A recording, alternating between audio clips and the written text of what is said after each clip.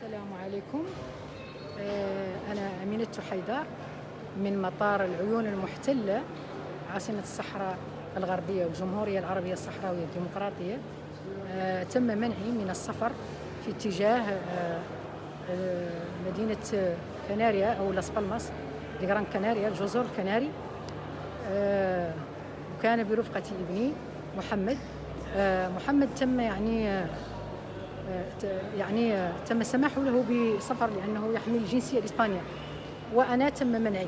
إذن تعود دولة الاحتلال المغربي من جديد إلى منع المدافعين الصحراويين عن حقوق الإنسان من السفر إلى الخارج بحجج واهية، وطلبوا فحص الطبي، والفحص الطبي حقيقة ليس هناك أي قانون يفرضه اليوم حتى إلى غاية يوم 23، لأن الدولة الإسبانية عندها قانون سيفرض تطبيقه انطلاقا من يوم 23 من هذا الشهر.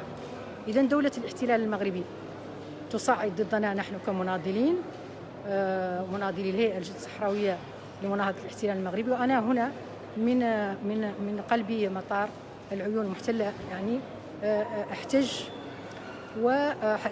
وأتحداهم بشكل صريح وعلني، وأقولها علانية جهارا نهارا على أنني ضد الاحتلال المغربي، وأطالب بجلاء الاحتلال وباستقلال الدولة الصحراوية حرة المستقلة، أبوا أو شاءوا أم أبوا. وتحيا الجمهورية العربية الصحراوية الديمقراطية، وعاش الشعب الصحراوي البطل.